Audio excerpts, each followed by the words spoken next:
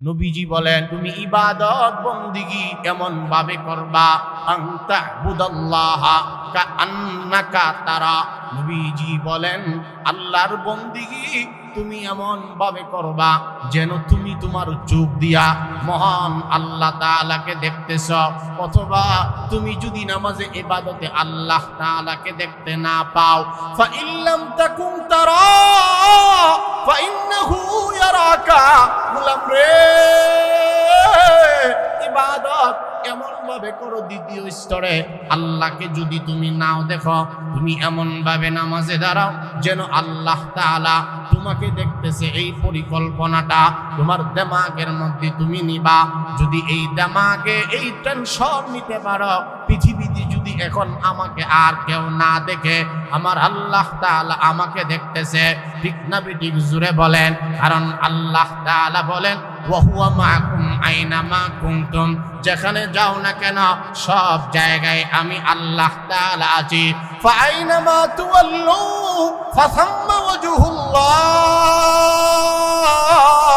আল্লাহ তাআলা বলে ওগুলা যেদিকে নজর বোলাও না কেন, সব জায়গায় কেউ না থাকলে একজন যিনি আছেন তিনি হলেন আল্লাহ। বলেন সবাই জবান খুলে বলেন, সব জায়গায় যিনি আছেন দেখেন শুনেন তিনি কে? জোরে বলেন, আরো জোরে বলেন তিনি কে? ইন্নাল্লাহ আলিমুম বিযাতিস সুদূর।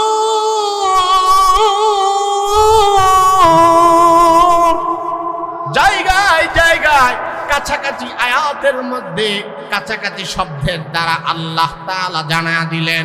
কখনো রব্বুল আলামিন বলেন ইন্নাহু আলিমুম বিযাতিস সুদূর, ইন্নাল্লাহা আলিমুন খাবীর। বিভিন্ন জায়গায় রবের পরিচয় আল্লাহ তাআলা জানায়া দিলেন। ভাইরা আমার, ইহসানের কথা বলতেছিলাম। পিতামাতার সঙ্গে তোমরা ইহসানের আচরণ করো। তারা যদি অথবা উভয়জন যদি তোমার জীবদ্দশায় পার্থক্যে উপনীত হওয়া যায়, তারা যদি দুনিয়ায় থাকে, তোমাদের কোনো আচরণে যেন তারা যেন উফ শব্দ ব্যবহার না করে, অথবা তুমি তোমার মা বাবার সঙ্গে উফ শব্দ ব্যবহার করবা না। ওয়ালা তানহারহুমা, আল্লাহ তাআলা বলেন তাদেরকে তুমি কোনো আচরণের কারণে ধমক দিবা না, মা বাবাকে ধমক দিবা না। মা বাবাকে ধমক দিলে ধমক মা বাবাকে দেওয়া হয় না। মহান আল্লাহর কুদরতি কোলে যায় আল্লাহ কষ্ট পান। আল্লাহর আরশে এই কষ্টটা পৌঁছে যায়। এই জন্য রব্বুল আলামিন বলেন ওয়ালা তানহারহুমা, পিতা মাতার সঙ্গে ধমকের সুরে কথা বলবা না। ওয়া কুল লাহুমা কাওলান কারীমা, মা বাবার সঙ্গে নেই সঙ্গত কথা বলো বান্দা, বেয়াদবিমূলক কথা বলবা না, এমন কথা বলবা না, এমন আওয়াজ করবা না, কথনে চলনে বলনে এমন কর্ম সম্পাদিত মা বাবার সামনে করবা না, যার কারণে তারা কষ্ট পাবে। এই কারণে আল্লাহ তাআলা বলেন ওয়া কুল লাহুমা কাওলান কারীমা, পিতামাতার সঙ্গে নেই সঙ্গত কথা বলো। ওয়াখফিদ লাহুমা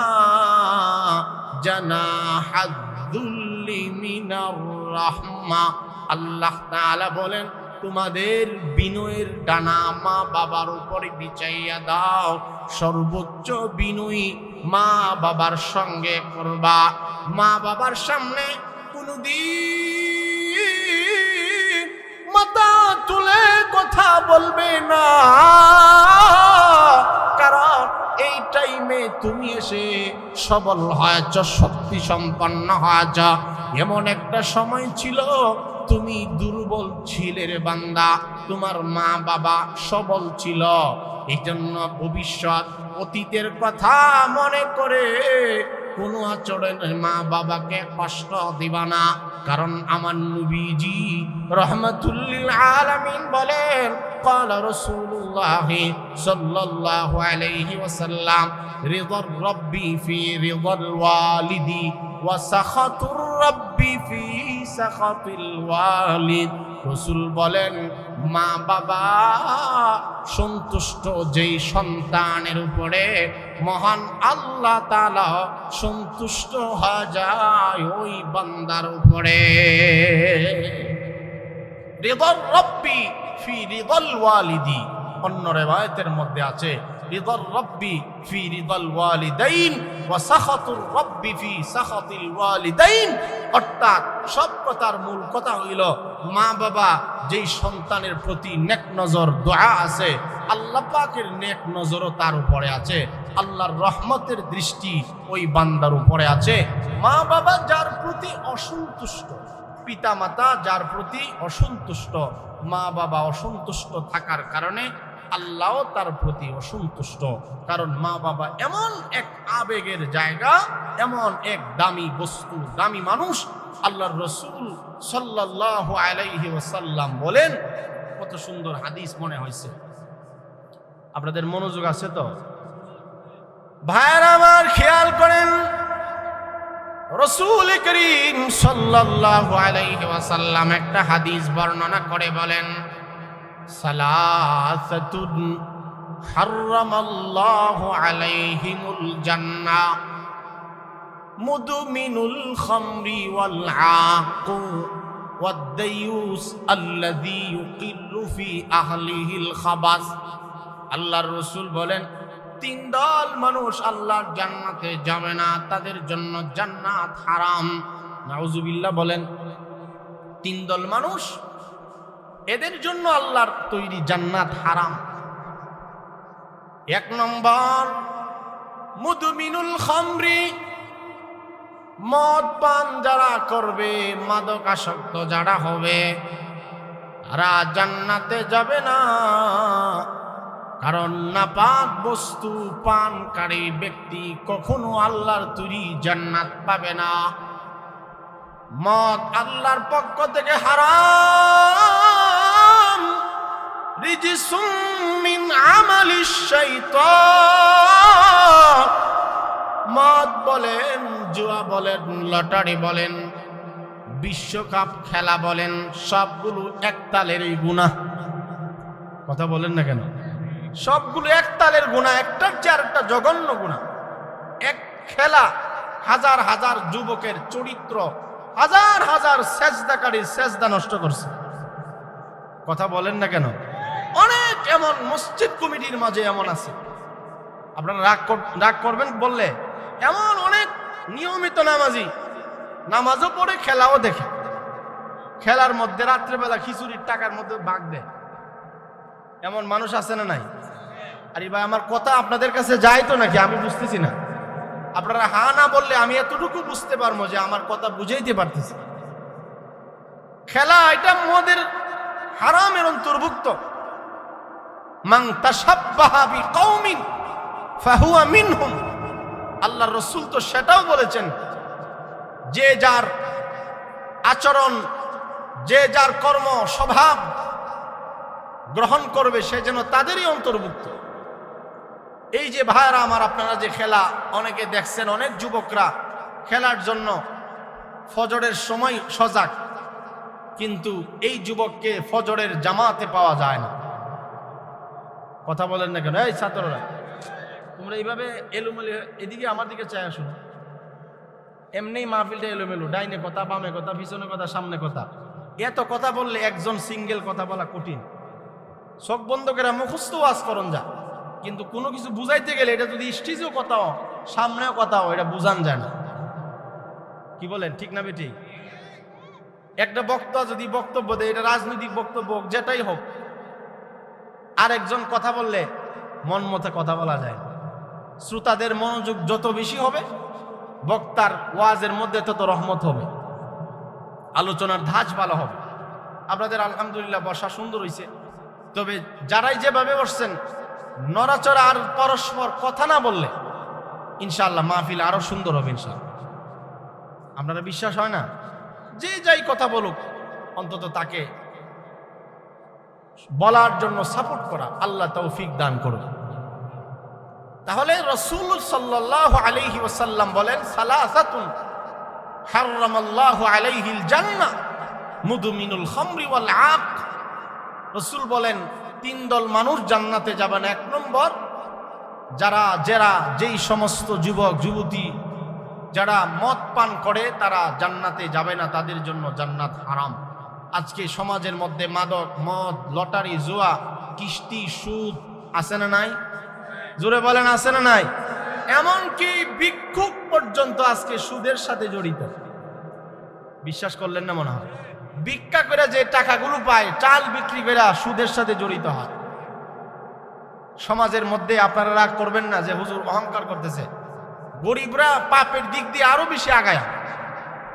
রাগ করলে গরিবদের পাপের সংখ্যা আরো বেশি। প্রত্যেকটা গরিব অটো সিএনজি বেশিরভাগ কিস্তির সাথে তাদের সম্পর্ক। এই জন্য তাদের অভাব কখনো দূর হয় না। আপনারা কথাটা ঠিক তো হইতেছে না? আল্লাহ আমাদেরকে হেফাজত করুক। 2 নম্বর, ওয়াল আক। রাসূল সাল্লাল্লাহু আলাইহি ওয়াসাল্লাম বলেন পিতামাতার অবাধ্য যারা, তারাও জান্নাতে যাবে না। 3 নম্বর, ওয়াদ-দায়ুস আল্লাযী ইউকিরু ফি আহলিহিল খাবাত। ওই দায়ুস ব্যক্তি, ওই নারী পুরুষ যারা তাদের পরিবারে অশ্লীলতাকে ছড়ায়া দেয়, অশ্লীল বেহায়াপনা কাজ হওয়ার পরেও মনে মনে কিছু বলে না, বাধাও দেয় না। আল্লাহর রাসূল বলেন ওই সমস্ত দায়ুস বেড়াও জান্নাতে যাবে না। যার বউ টিকটক বানায়, সে বসে বসে দেখে। আছে না নাই বলেন? ছেলে আজকে 10 বছর হয়েছে বালে গেছে, একদিন ফজরের জামাতে নামাজ পড়ে না। বাবার মার কোন ধরনের কুরআনি নাই, আফসোস নাই। অর্থ সমস্যা হইলে মা বাবার অনেক কষ্ট হয়, কিন্তু এই ছেলেটা আজকে কত বছর যাবৎ জামাতে নামাজ পড়ে না, কত আল্লাহর হুকুম আহকাম লঙ্ঘন করতেছে। আল্লাহর রাসূল বলেন এই সমস্ত অভিভাবক যারা, গার্ডিয়ান যারা, তারাও জান্নাতে যাবে না। যারা অশ্লীলতা হইতেছে, গুনাহ হইতেছে ফ্যামিলির মধ্যে, সুদ, জুয়া, আরাম, বেবিচার হইতেছে, একাকার হইয়া খেলা দেখতেছে, বাবাও দেখে, মাও দেখে, নাউজুবিল্লাহি মিন যালিক, তারাও জান্নাতে যাবে। তাহলে জান্নাতে যাবে না যারা, এর মধ্যে 2 নম্বর অবাধ্য মা বাবার সন্তান যারা। শুধু তাই নয় ভাইয়েরা আমার, রাসূল করিম সাল্লাল্লাহু আলাইহি ওয়াসাল্লাম মা বাবার হুকুমকে, মা বাবার খেদমতকে এত বেশি গুরুত্ব দিয়েছেন। ভাইয়েরা আমার, রাসূল একদিন সাহাবীদেরকে বলেন, সাহাবীরা রে, আমি কি তোমাদেরকে কবিরা গুনাহগুলো বলবো না? নবীজি সাল্লাল্লাহু আলাইহি ওয়াসাল্লামের সাহাবায়ে কেরাম বলেন, হ্যাঁ হ্যাঁ ইয়া রাসূলুল্লাহ, আপনি তো আমাদের উস্তাদ, আপনি না বললে আমরা কোথা থেকে ইলমি দ্বীন শিক্ষা করব? তখন নবীজি বলেন কবিরা গুনাহগুলো হইল 1 নম্বর আল কাবাইরু আল ইশরাকু বিল্লাহ। 1 নম্বর কবিরা গুনাহ হইল আল্লাহর সাথে কাউকে শরীক করা। 2 নম্বর আল্লাহর সাথে শরীক করার পরে জমিনের উপরে, আসমানের নিচে, মধ্যবর্তী জায়গায় এর চাইতে জঘন্য পাপ আর নাই, সেটা হলো উকুকুল ওয়ালিদাইন, মা বাবার সঙ্গে অবাধ্যতা করা। আল্লাহর সঙ্গে শিরিকের পরে সবচাইতে জঘন্য গুনাহ। আমার বারা, মা বাবা এমন দামি বস্তুর নাম, কুরআনে কারীম খুলে দেখে আল্লাহ তাআলা সূরা লুকমান, সূরা আহকাফ, সূরা বনি ইসরাইল মা বাবার খেদমতের কথা আল্লাহ তাআলা বলেছেন, ওয়াসাইনাল ইনসানা বিওয়ালিদাইহি হামালাতহু উম্মুহু ওয়াহনান আলা ওয়াহনিন ওয়া ফিসালুহু ফি আমাইনি আনিশকুরলি ওয়ালি ওয়ালিদাইকা ইলাইয়াল মাসির। সূরা আহকাফে সেম কাছাকাছি আয়াত আল্লাহ তাআলা বলেন, ও বান্দা, মা বাবার সঙ্গে আমি আল্লাহ তাআলা সদাচরণের ওসিয়ত করলাম, আদেশ দিলাম। সাবধান, মা বাবার চেয়ে তোমার জন্য এত কষ্ট কেউ করে না।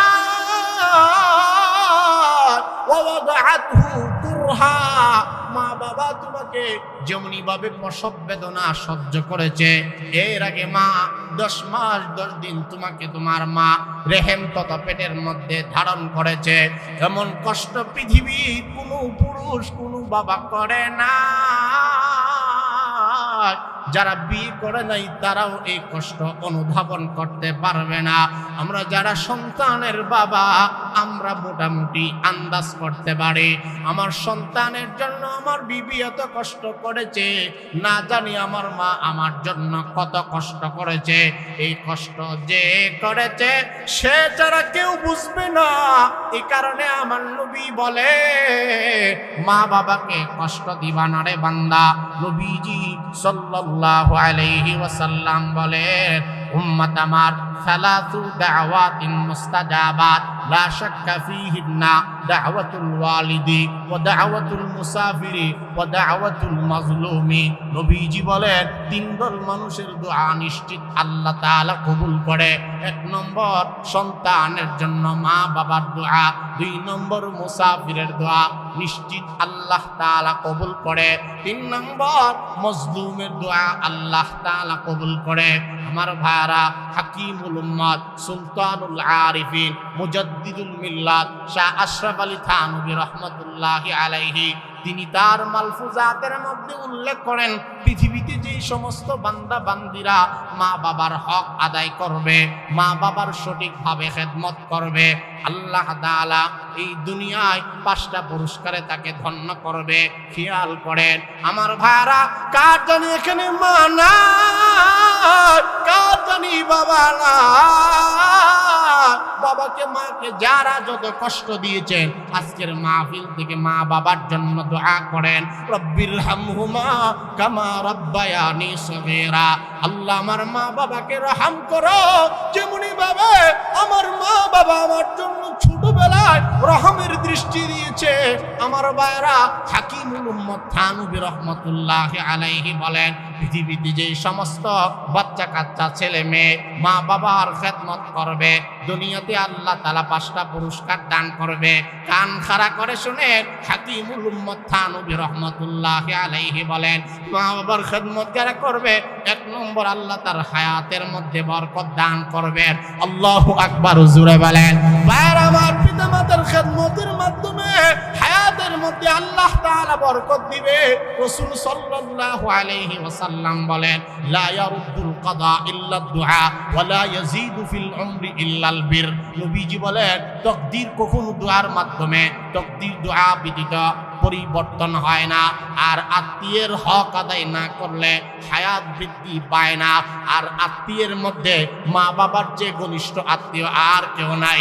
এই হাদিসের মাধ্যমে বোঝা যায় পিতামাতার সঙ্গে যারা যতভাবে ভালো আচরণ করবে তাদের হায়াতের মধ্যে হায়াতটাকে আল্লাহ তাআলা লম্বা বানায়া দিবে। ভাইরা আমার হাকিমুল উম্মত থানভী রাহমাতুল্লাহি আলাইহি ফরমান তার খেদমত যারা করবে 2 নম্বর আল্লাহ তাআলা তাদেরকে বিপদ আপদ থেকে হেফাজত করবে। ও সন্তান, বিপদ আপদ থেকে যদি বাঁচবার চাও মাকে সন্তুষ্ট করো, বাবার মনে কষ্ট দিবা না। কারণ বিপদ আপদে পড়লে আল্লাহ তাআলার এই জমিনে মার অন্তরে 1 নম্বর আল্লাহ তাআলা জাগায়া দেয় আমার সন্তানটা না জানি কত কষ্টের মধ্যে পড়ে আছে। বিপদে পড়লে মার অন্তরে অজান্তে কে জানি জানায়া দেয়। ও ভাই, এই জন্য মা বাবার খেদমত যারা করবে আমার নবীজি বলেন আল্লাহ তার প্রতি রাজি হয়ে যাবে। হাকিমুল উম্মত থানভী রাহমাতুল্লাহি আলাইহি বলেন পিতা মাতার খেদমত করলে আল্লাহ তাআলা বিপদ থেকে তোমাকে বাঁচায় রাখবে। 3 নম্বর পিতা মাতার খেদমত যারা করবে এই দুনিয়াতে আল্লাহ তাআলা তাদের মান সম্মান ইজ্জত বাড়ায়া দিবে। তুমি যদি ইজ্জত চাও, যুগে যুগে যারা যত ইজ্জতওয়ালা হয়েছে এমনি এমনি হয় নাই। যত বড় সাহাবী হয়েছে মা বাবার খেদমতের মাধ্যমে হয়েছে, যত বড় বুজুর্গ হয়েছে তত বড় বুজুর্গরা মা দোয়া ছাড়া বড় কেউ হয় নাই। আমার ভাইরা বাইজিদ বুস্তামি সুলতানুল আরিফিন এই পৃথিবীতে কে তার নাম না জানি, সবাই তার নাম জানে। বাইজিদ বুস্তামি এমনি এমনি বড় হয় নাই। আল্লাহ তাকে জগতে আল্লাহ তাআলা তাকে জগতের বড় ওলি বানায়া দিয়েছেন। আমার ভাইরা বড় বড় পীর আব্দুল কাদের জিলানীর নাম কে না জানে? তিনিও এমনি এমনি বড় হয় নাই, মার দুয়ার বরকতে আল্লাহ তাআলা তাকে সম্মান মর্যাদা এত বাড়িয়েছে, কিয়ামত পর্যন্ত তার নাম মানুষের মুখে মুখে থাকবে। ঠিক না বেঠিক? জোরে বলেন। তাহলে মা বাবার খেদমত করলে সম্মানে কোনো কমতি হবে না, কোনো জায়গায় সম্মান আল্লাহ তোমাকে কমতি দিবে না। 4 নম্বর, মা বাবার খেদমত করা। হাকিমুল উম্মত থানবী রহমাতুল্লাহি আলাইহি বলেন, মা বাবার খেদমত করো গো, আল্লাহর বাইতুল্লাহ শরীফ খানা কাবা জিয়ারত দেখার তৌফিক আল্লাহ তাআলা তোমাদেরকে দান করবে। বাইরে আমার কথা লম্বা করছি না। হাকিমুল উম্মত থানবী রহমাতুল্লাহি আলাইহি বলেন, দুনিয়াতে যদি কোনো মা বাবার সন্তানরা পিতা মাতার হক আদায় করে খেদমত করে, 5 নম্বর আল্লাহ তাআলা এই খেদমতের বরকতে আল্লাহ মৌতের আগে খাতেমা বিল খাইর, অর্থাৎ তার জবানে ঈমানের কালিমা আল্লাহ উচ্চারিত করায়া দিবে। এজন্য ভাইয়ার আমার, মা যাদের আছে, বাবা যাদের আছে, কষ্ট দিয়েন না। আজকের পরে এই মাহফিলের পরে কেউ কষ্ট দিবেন না। কষ্ট যদি দিয়ে থাকেন পায়ে ধরে মাপ চাইবেন। মা, বহু কষ্ট দিয়েছি, মাপ চাই, ক্ষমা চাই। ক্ষমা চাইতে দেরি হবে, আল্লাহ তাআলা ক্ষমা করতে দেরি করবে না। ঠিক না বেটি? আল্লাহ তাআলা মার উসিলায় অনেক সন্তানকে বড় বানায়। আমরাও বড় হতে চাই তো ইনশাআল্লাহ। আমার ভাইয়ারা, আমাদের আজকের প্রধান আকর্ষণ হযরত মাওলানা আনিসুর রহমান আশরাফি সাহেব হাফিজাহুল্লাহ হযরত চলে আসছেন। আমার ভাইয়ারা, আপনারা অনেক সুন্দর করে বসছেন, আরো যারা দূরে আছেন এসে বসে যান। আজকের এই মাদ্রাসার মাহফিল, সুন্দর আয়োজন, মাশাআল্লাহ।